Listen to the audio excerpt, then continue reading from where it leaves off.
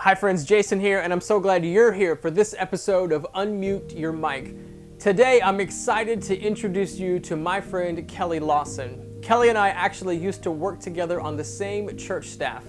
Now she lives in Waco, Texas, where she works at the United Methodist Children's Home. I asked Kelly, what do you know now that you wish you knew as a teenager?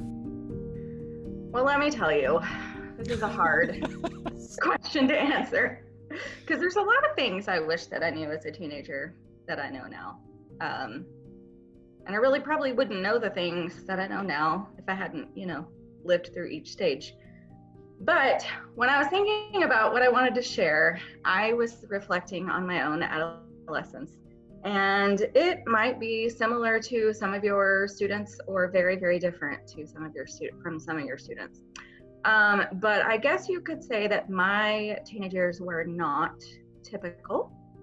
I grew up in a family that experienced a lot of trauma with substance abuse and all kinds of things. My dad has a mental illness, and my mom, my senior year of high school, actually spent some time in jail. And so just a lot of hardship in my teenage years and trying to figure out how to navigate the world and navigate life. And I have an older brother who left home and joined the military. So he was in a different country altogether during my junior year and senior year of high school.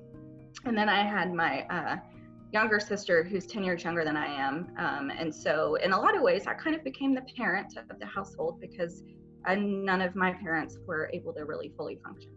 So what this meant for me is that one place that I've always felt safe was at my church.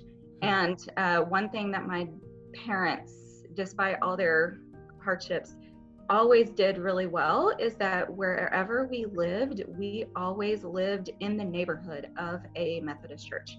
And so that meant that church was always within walking distance. And so anytime that the church doors were open, I was pretty much there.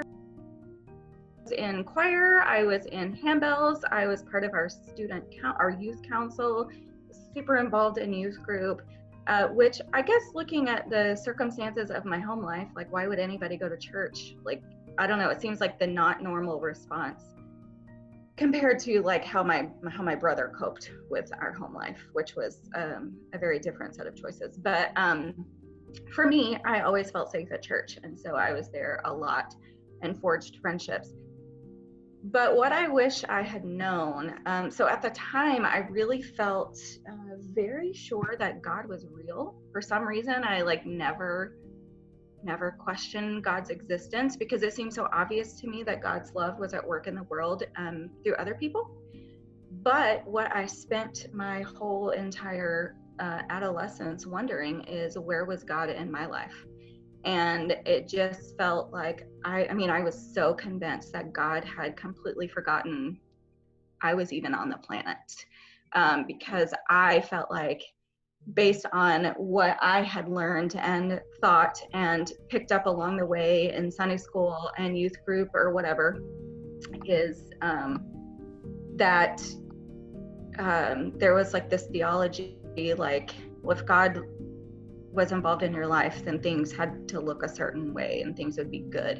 And so I questioned the goodness of God and I questioned the presence of God all the time.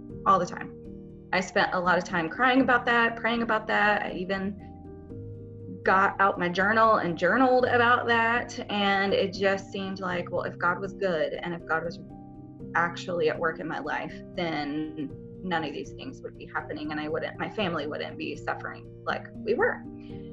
So as time passed and as I grew up and worked through a lot of that and went to counseling and did a lot of just work on healing and growing through all of that, what I wish I had known was to look for God in his people. I wish I had known that, because I don't know what I thought it was supposed to look like, but what I know now, when I look back at that time in my life, it is so clear to me that God was there and that God was loving me really generously and gently and like also fiercely through his people.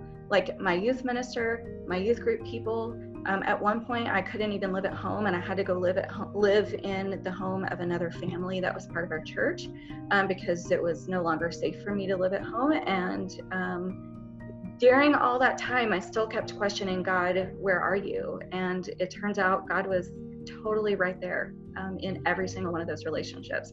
And every single one of those relationships totally propelled me to the next day and gave me hope and moved me towards healing. And so I guess now, as a 40-year-old person, I wish I had had my eyes a little more open to how God was at work through his people.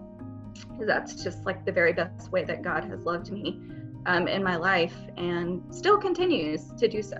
The Schrutes are total evidence, 100% of that. So that's what I would say.